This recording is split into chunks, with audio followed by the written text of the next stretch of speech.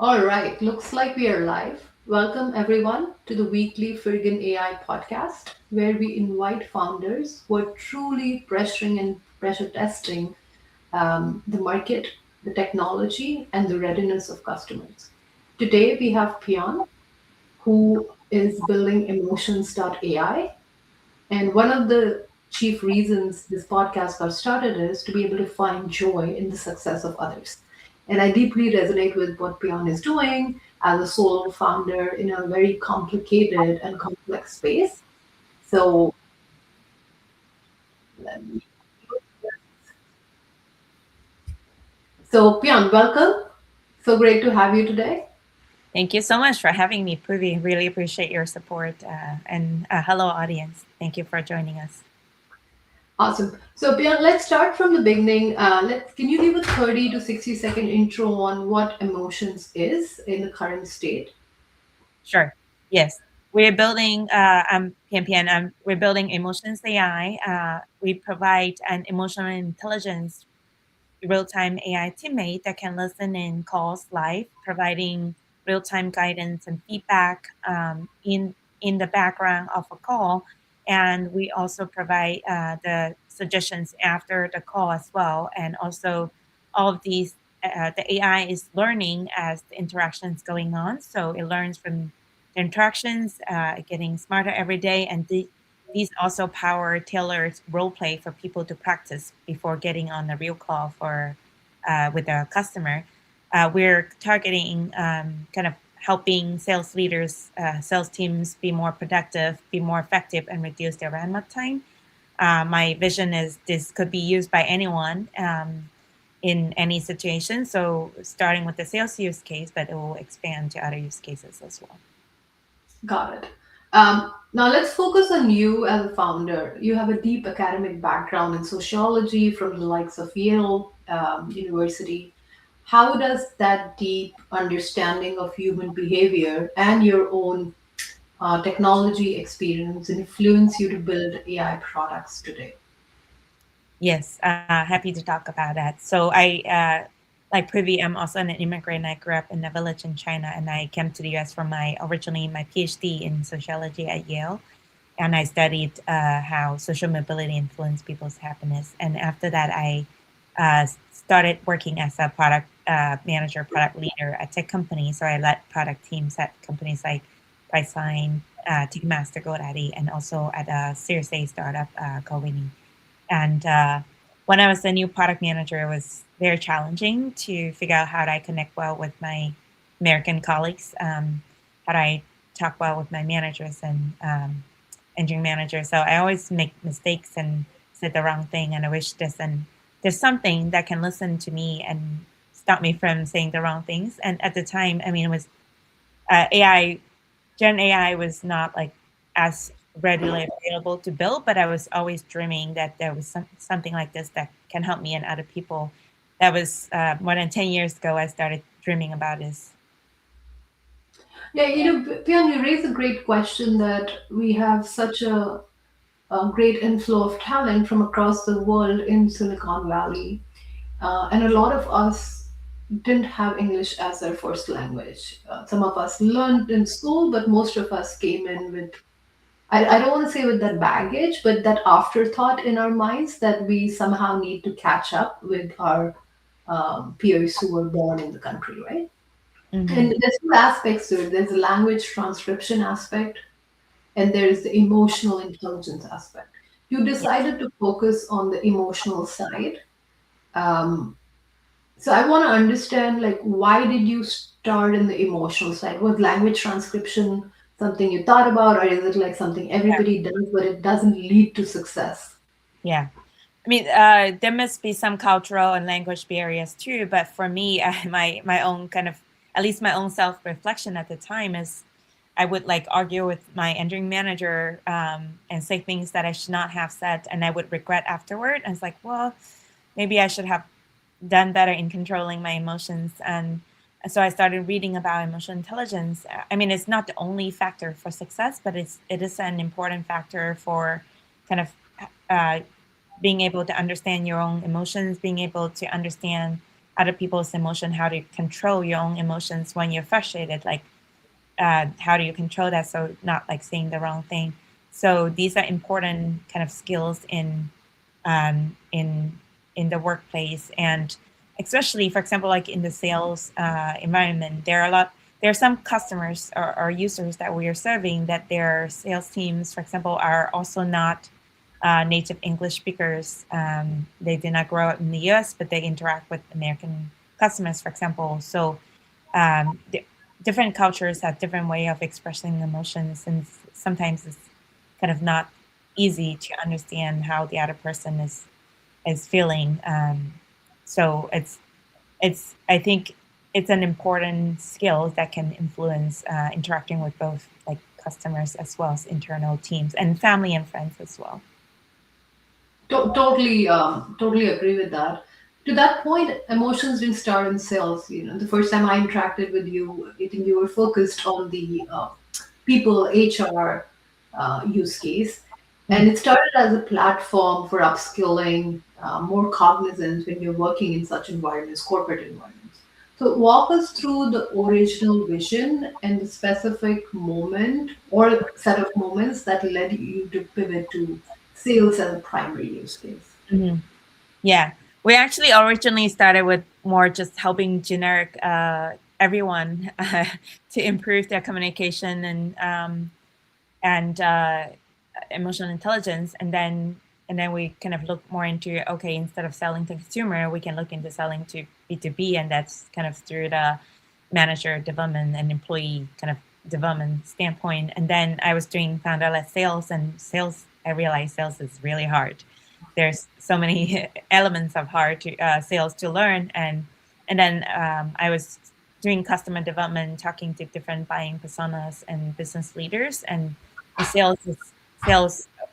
We see gaps in the sales team members in different companies, especially people who are newer to sales or early in their career or newer to the company.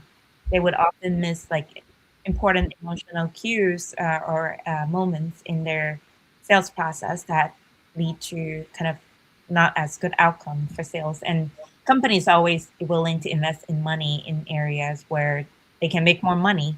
So, sales is a space that I thought would be we can make an impact, and also uh, if we can prove that we can make an impact, companies will invest in this. So that's why we kind of choose to pivot and then focus on this area for now.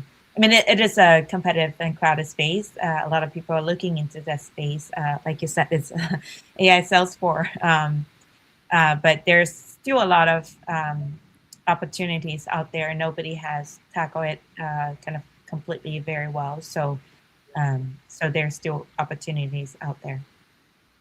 You're a solo founder. Mm. I almost don't want to say female founders are not as funded as male founders are, but that's kind of the truth of our industry. And pivot is a big moment. So, talk to me more from an emotional perspective. How did you deal with it? How was the decision making? And how much like time and adjustment it took to you to have that big pivot? Mm. Um, the focus to change from generic to HR to sales is one of the pivot, and then there's also a moment of I become bold enough to build the real time AI, because I always wanted to have an AI that can listen to me in any conversation, including in person kind of conversation, and I thought like, oh, it's a really hard thing to build. I mean, it is still a very hard thing to build to make it right, because the AI needs to know when to speak and when not to speak, when is the right time to intervene. So I was kind of, we did not start with that. We start with kind of AI role play and AI chat coach, which is still available, and we still have users and customers for those. But the real time AI is one of the changed where, and it's because I joined investment firm called Mitsui as a founder in residence, and they were kind of um, asking me, like provoking, it's like, what is the 10x thing you can build? What are the things you can make like the biggest impact in the next a few years or 10 years? And I I was thinking about it, and kind of like reflecting on, it's like, well, let me just make a bet and invest in some, work with my team to invest in some energy to build the real-time AI. It might not work, but let's try it. And so we actually make like kind of, we have a first version available in live. So so it's kind of like I'm a solo founder, but I also have, as you're one of my kind of friends and kind of advisor, mentor, and then I have also other advisors that I talk with frequently, sales advisors, emotional intelligence experts, and friends, and other founders and sales leaders, and others. So I talk to different people and kind of try to get different perspectives and also reflect on my own. That's how I kind of manage the emotional changes as well. Got it. It seems like it's a big process. Also, emotionally, you have to be ready and commit so that the team looks up to you. Mm. One of the things I think a couple of years ago, maybe last year, you shared is you come from a very hardworking immigrant family. Your mother was one in seven or 11 siblings, and and she was the eldest. So she sort of like you grew up looking up to her, and we see some of that reflected in the pivot and making big decisions. I want to also pivot from focusing on the founder to the product itself. So most sales tool, they will say what you said. Mm. Emotions, you claim the focus is on how it was said. Can you explain anything about the technology you use behind the real-time emotional intelligence and how that works? Yeah. So we have the AI. It's an autonomous AI agent that can listen in the background live, and it's processing information as the call is going on.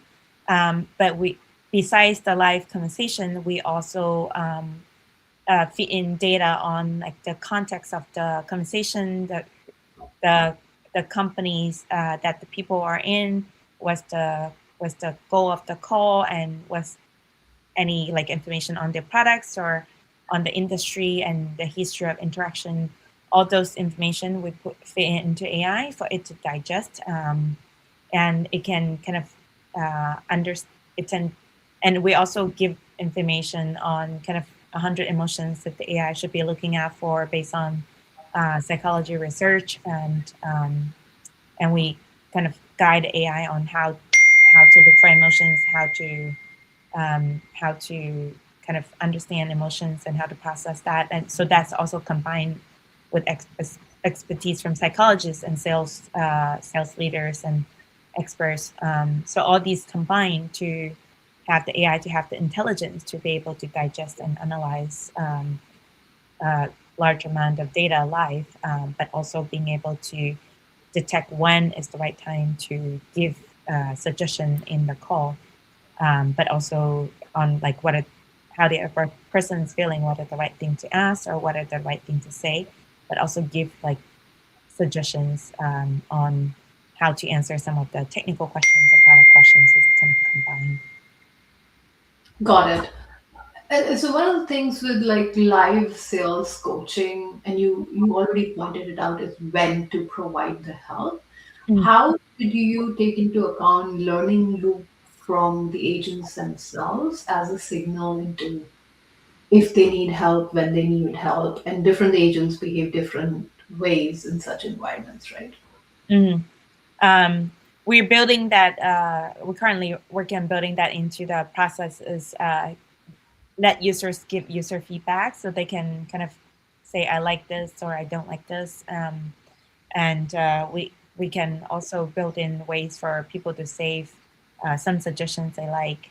So it's kind of we try to learn both from users, but also I talk to a lot of sales coaches, psychologists to figure out like, okay, when we are looking at this call or analyzing this call, which part do you think could be uh, could be done better, and how we should have changed the way that kind of the salesperson talks, us combining those to give example. I mean, the framework that we're kind of working on building is the AI will be able to analyze from large amount of calls and figure out which call went the results like converted to the next stage, hires the best result, and then try to pattern match. So as so so the AI will figure out, okay, these calls that went well, these calls didn't, and then AI will try to figure out what's the pattern, what like how the timing and what is said and how it's said, how that is correlated. So that's kind of the ultimate engine that we're working on building. Got it. And so it seems like it's an autonomous sales learning and coaching engine. Mhm. Um, you talked about learning loop a little bit. One of the things that I saw on your website is this AI coach called Emo. Is that the one you were describing? Yeah, yeah. Okay. So, how do you balance like tactical assistance that these reps need with things like explainability? Because when you are in the moment and you get a suggestion, you want to use it or not, that's one decision. But you also want to know, like, why did I get this suggestion? And Mhm. that makes it even more complicated when you're already talking to an individual, right? Yeah. So, talk to me a little bit about how explainability in AI plays a factor within the use case that you were just describing. Explainability, right? You're talking about like Yeah, like why, let's say you were suggesting a next best action for an upsell to a sales agent, right? Mhm. Yeah. Now, do you want to explain like why the AI is suggesting that? That's one of the things that I went through back at Salesforce when I was a PM on Einstein, or even Mhm. like now more recently in my roles. Like business users wanted to know why you think this is correct or why is this the next best action. Mhm. Yes. So we do actually give suggestions to users, give explanation on like the first thing we'll show is explain like the the fact or the kind of what is the suggestion based on, and then we'll give the suggestion. So we do include that in right now in the suggestions, so the users can see. And that's actually one of the feedback that we got from some sales leaders, like can your AI give some rationale or explanation why it's suggesting this to me? So it's a smart point that you point out, and we included that. I mean, that's in the real time, and in the post call suggestions. The suggestions are available after the call as well, and in post call suggestions, and then we could also look into a kind of higher level, not just in the moment, but like the account health of these accounts, based on the kind of like the progression of sentiment in this call and how the conversation goes. And then we can also look into analyzing multiple conversations and see how the progression of this account has gone, and then what other things can be done. Like, is this is in a good health, that the sales team should put more efforts into, or if this is like really unqualified lead that they should not spend more time. So that's also kind of not just in the moment, but a larger picture as well. I feel like we should do something that we've never done on this podcast, which is like do a live demo. Mm, So if you are up for it, Pion, maybe we'll show a little bit on the product, the AMO coach, or how the post-call analysis versus the real-time works. It'll be a good taste for people to see how you're placing the vision into actual product sure. features. Yeah. So I am sharing my screen right now. Are you able to see? Yep. Great. Yeah. So so the AI has been analyzing our conversations live so far. So it kind of it detected that you are interested, and so it gave me the rationale is that it will be a good taste for people to see how this signals interest in a demo. So the suggestion that AI give to me is great. Let's do a quick demo. I'll show you how AMO helps reps in real time. So that's kind of what the suggestion that it gave me when you talk about it.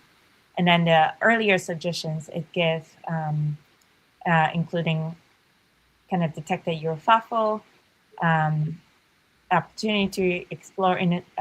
Is that you said feel like we should do something that we have never done, in this podcast. So it says you're an opportunity to explore something innovative. So it's just that I could ask you, like, what's one thing you always wanted to try but haven't yet? So this AI is kind of assuming I'm a salesperson, you're a potential customer. So that's why some of the suggestions are like this. But you can see kind of how it's done so far. And then we have the AI kind of talk about the tactical things. So we have the AI role play that people can also engage with. So they can have the AI to play the role of like a customer or as a colleague, and they can kind of um, talk about different scenarios with the AI and figure out like what they can practice and figure out what works for them in the moment before they even go to talk to a real human. And they can do this by voice Yeah, or by, so that's kind of another product we have as well. that, Um, that's pretty cool. What is resource recommendations? Resource recommendation is, for example, like sometimes we might have links or videos, web Yeah, pages that we could put in that based on what people ask, and we can give them give the resources they might want to review. So that's another resource that we have. And this could be, all of these could be tailored for each company. They might have their own videos, they may have their own kind of documents and pages that they want to ingest. They might want to have their own different role play scenarios. Same with the real-time AI. All these could be tailored with company specific, like sales methodology or playbook and things like that as well. got it. The emotions that you're describing, Pian, are they also configurable, or is that something that um, the AI like agent sort of decides by itself?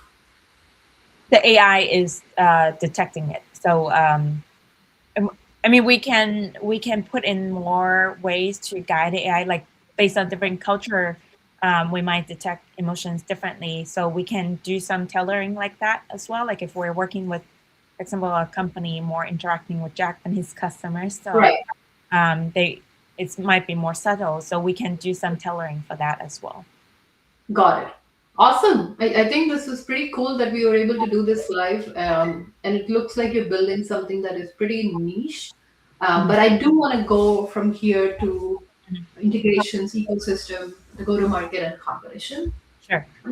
One of the sales stack is really, really complex and a lot of players out there, right? Yeah.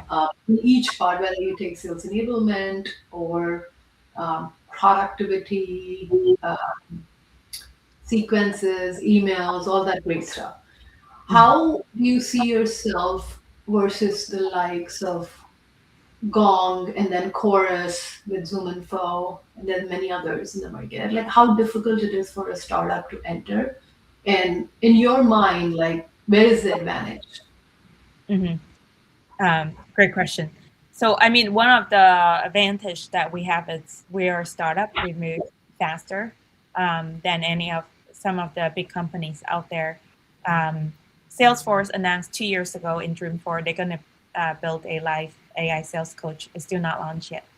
Um, so they are looking at kind of area like this, but we can move faster. We can iterate faster. We can work with customers more closely to set up the platform. And we're not custom built for everyone, but we're setting up the platform enable for us to tailor for each customer's need.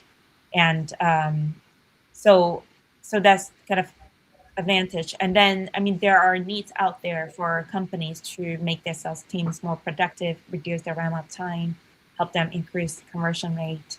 Um, Most of the products out there right now, Zoom Info is more focusing on kind of data and people get access to it, reach out to people. They did acquire a company, Quarus, I think that's what they Yeah. acquired in the related space, and Quarus is similar to Gong. So they're doing recording. That's kind of what they started with, and then they added on the high level kind of transcripts and insights and coaching, but they're not doing very in depth coaching. So the managers do have to go and review the recording and try to give feedback or coaching a suggestion, but managers don't always have time to do that, and they don't have the kind of sometimes bandwidth and capability to do that either. And also Gong and some other products, they're not looking at things like multimodal, looking at facial expressions. And so it's pretty high level. It cannot right now like totally replace the work of a manager yet. So what we can provide is the AI can give the detailed coaching both during the call, but also available after the call that significantly kind of improve the sales people's effectiveness and reduce the amount of time without adding extra work for managers and reduce some of their workload as well. So it's and so it's a kind of area that companies would invest in. And right now they're doing a lot of, I mean, some of them would hire like trainers and doing human coaching and things like that. They actually put in quite a bit of, some companies put in quite a bit of money to do that kind of thing. So for us, is we're providing a option and solution that can kind of continuously help them improve. In and we're probably at this point it's probably a lot more affordable than those kind of end-to-end or larger solutions out there. Got it. From an integrations perspective, Mm. for a sales tool to survive, even with all the advantages you describe, you have to live in the CRM Mm. ecosystem for a while at least. How does emotions integrate with existing stack like CRM, Mm. Zoom, Slack, whatever is out there, to Yeah. ensure it's just not one another, like another siloed tool? Yeah. So our product works with any video conferencing tool, works with any kind of cold calling tool. It can kind of listen in any data conversation and get the information. We're working on a Zoom app, which is the AI will just automatically be there in a Zoom call. Similarly, we could also have an app for Microsoft Teams for Google Meet. We also work kind of looking into integrations with Salesforce, with Gong and HubSpot, and also make our product available in their marketplaces as well. So in order to kind of be part of people's workflow. And then, yes, Slack will be another place where the AI can give real-time suggestions that are not only in the live kind of audio or video call, but also in Slack communications as well. And also kind of in the future in email. So essentially, the AI will be kind of penetrating in the end-to-end interactions between salespeople and their customers, being able to have the right contact, but give the right live suggestion. And as these AIs are becoming good, kind of like learning all the insights and very good at coaching and guiding salespeople, it could also turn around to become an autonomous AI agent to directly interact with some customers. And that's what some of the sales leaders ask us about as well. Now, it's not going to totally replace all salespeople, but it's some of the basic interactions. It can do some of that. Got it. Related to that, user adoption, Mm. especially on the ground, is a big question when it comes to AI because Mm. the buyer is very different from the user. Yes. And in our case, some sales leader buys it, but Mm. the people who are using it might not be that comfortable. So, what's been your strategy for getting boots on the ground reps to actually want an AI teammate and then use it and help it become better? To be honest. Yeah. So our product is actually we have kind of the product is available both uh, from an individual user standpoint. Like any audience here, you go to emotions.ai, you can sign up and try our product for free.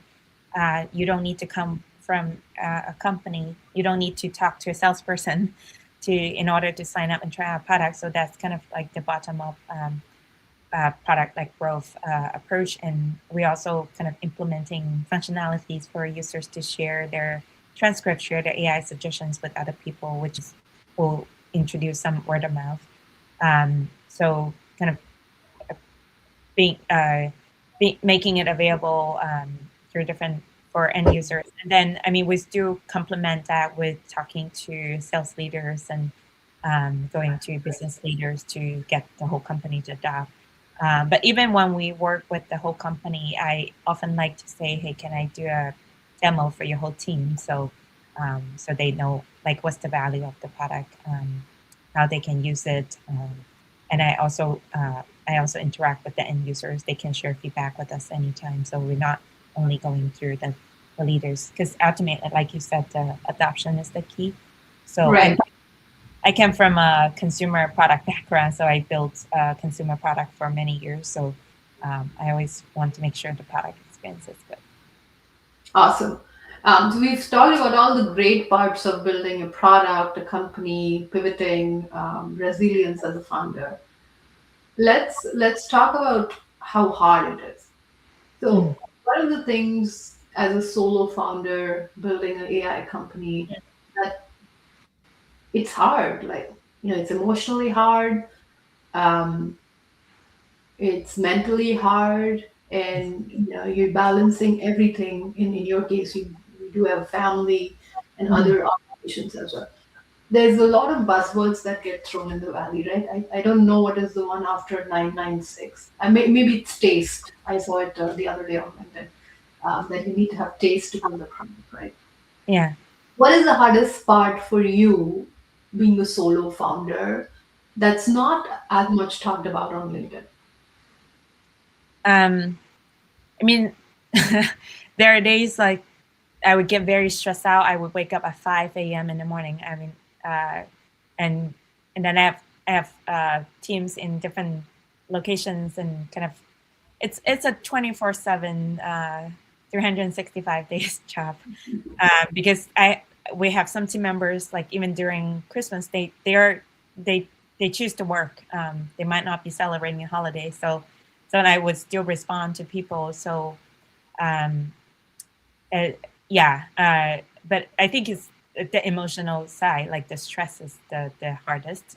Waking up at 5, couldn't sleep. I immediately started thinking about, maybe we can put together this demo this way for this potential customer, things like that. So the, it's like constant thinking, uh, talking, content, thinking about like how to solve some of the things. How do we tackle this, or um, how do we talk to customers, or how to talk to like investors, or how do we get in front of users. There's like a lot of stuff to think about, and I I never have a formal co-founder, so I don't know how people handle it. But like I can't just randomly message someone at 5 a.m. It's like I'm really stressed out, so it's like just okay, maybe take a moment to meditate, or do some deep breath, and then I can still message some of my angel investors or friends or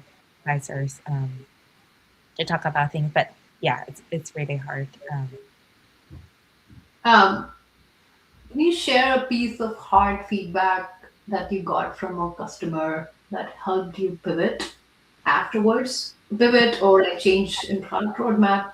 But in the moment, it was really hard because a lot of founders do come from having accomplished jobs before, Mhm. um, similar to what you have, right?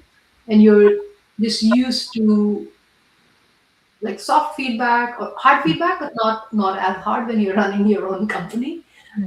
So, was there a moment when a customer gave you feedback, and that really was resonating with you, but in the moment was very hard to take? Uh, so feedback from users or customer that's like uh, resonating with me, but very hard to incorporate. Is that what you meant? Yeah, in the sense like it hit you hard. Maybe the product wasn't great at that point, or it wasn't solving a real pain point. Yeah. Um, yeah, I mean, I get that all the time. There are some users, there are some sales leaders, like they don't like live guidance or suggestions. They're like, okay, I can't handle when I'm talking to someone and getting suggestions, and so they don't like that. But they would say things like, well, but seeing the coaching and suggestion after the call is very helpful. um I was like, okay, well, some people like certain things. Like, I mean, that's why we have like a few products, because some people might prefer like some company might say like, oh, we want to start with AI role play. It's like, oh, okay. Right. Not the real-time AI. Sure. I mean, we can work with you to tailor that as well. So it's sometimes I have a vision, but I would also be kind of need to be open to what the customers and the users think, and they might think differently from how I think about it. So I mean, another hard thing is prioritization, because there's so many like functionality, customer needs and feature requests, and it's like, how do you prioritize what to work on first? Yeah, you're rightly pointed to strong thoughts loosely held as a founder, because you need to be open, but then you also need to have conviction in what you build, and it's always that trade-off in your mind. This was great. We are going to pivot to rapid fire round and then close off with some advice for our audience. So I'm going to go quickly, maybe like 15 to 30-second answers. Favorite book on human behavior? Favorite book on human behavior? Well, there are a few books on emotional intelligence that I would recommend. The titles are Emotional Intelligence, and then there's one called Permission to Feel, some by 𝗺𝗁𝗃𝗿𝗃, some by David Kerr. So those are top psychologists from Yale that are kind of my advisors. And then there are a few books in the sales side. One is called kind of Selling Through Emotional Connections. That's kind of in the line of what we're building as well. Nice. One AI trend that is currently overhyped, according to you? Overhyped. I think there's a lot of talks about like autonomous AI agent for sales. I mean, it works for some use cases, but I think it's still very hard for some of the sales totally replaced by our AI. So I think it's something to kind of look into and research, but I think we're not there yet for totally replacing salespeople. Yeah, being told 2026 is the year for autonomy. One AI trend that is currently under discussed. Emotional intelligence AI. Yeah, that might be the EQ might be the new frontier in the AI sales force, like you said. Most of the AI agents out there, I mean, they're good at absorbing knowledge and kind of context, but I mean, emotional intelligence, it's very hard for humans to learn, and it's hard for AI to learn as well. But I believe that's kind of what is the remaining piece. Once AI is already outsmarting humans, the remaining piece is how do you get, I mean, we don't want AI to be like even better than us in emotional intelligence, totally replace all of us, but we want it to be good enough that it's kind of helpful when it's interacting with us. Yeah, I mean, helpful when needed, right? Like you pointed out to a lot of things that the AI agents are evolving in. Now, hallucinations have been discussed, but I had recently someone on the podcast who runs a reliability company, and they were of the opinion that hallucinations have become this one big bucket of metrics that nobody understands. And if you don't understand it, put it in the hallucination bucket. The other thing that I have been very intrigued by is psychophancy and agreeableness of AI, and how you could sort of break it up in different personas, because as humans we also take different personas in different situations, right? We don't think one way or linearly, and how to build that into a product. But I sort of am sensing this is a rapid fire round, so I'm going to go to the next question. The most EQ deficient industry that emotions can help next after sales? Good question. Sales, customer support, customer success, in some cases, like employee interactions between employees and managers, and also in some cases like healthcare and education. It doesn't mean that some of these doesn't mean that like doctors and nurses are not good with emotional intelligence, or all employees are bad. It just these are some of the kind of the interactions where emotional intelligence is still very important. It's how someone make you feel, and AI. The reason that the AI is good in some of the cases to detecting emotions because AI does not have biology. It does not have emotion itself. So it's actually being able to more focus and trying to understand and detect other people. So that's why it can help in some of those cases. Yeah, I would love that in education in a very responsible way. I feel like um, our education system needs an overhaul, not just from a content perspective, but also from a process and skill set. Mm. And it would be a great asset. Pian, it was lovely to talk to you, hear about your story, what Emotions is doing, and who is it helping. I want to round it off with being a solo female founder. Again, I say it because there is a discrepancy and gap in the way female founders are funded. A lot of great VC funds are trying to bridge it. But for you, what is the non-obvious advice for women looking to build in technical AI fields without a co-founder?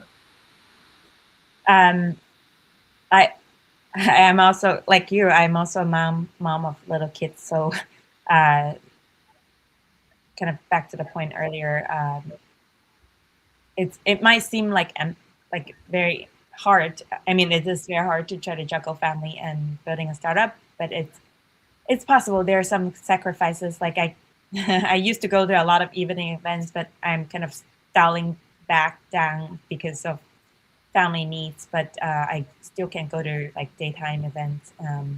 It there are some VCs that suggest that I find co-founders, and I was like, is a technical co-founder, and it's actually very surprising sometimes to hear. Is like, no, it's uh, we're more kind of thinking about the growth, the business side.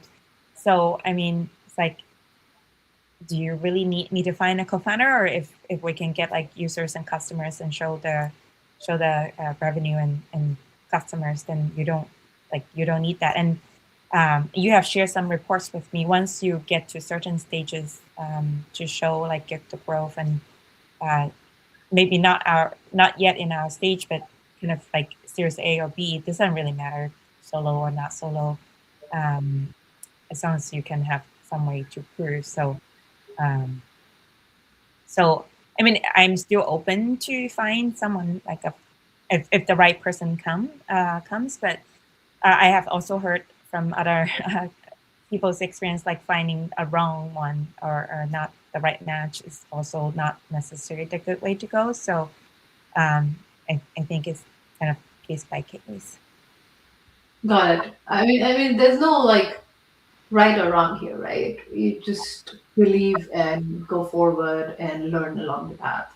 Um, Finally, where can people follow your journey and try out Emotions? Is Emotions.ai the website the right place? LinkedIn, Twitter, or X? Where do you Yeah, exist? Emotions AI, Emotions.ai is the website where you can sign up and try, and also contact us if you're interested in using it for your team or yourself. We're always looking for people we can partner with and kind of work closely on helping your team. And then we're also looking to connect with people on LinkedIn. So you can also find me, Pianpian Guthrie, on LinkedIn. And we have LinkedIn account you can follow. You can also follow our Twitter and Instagram.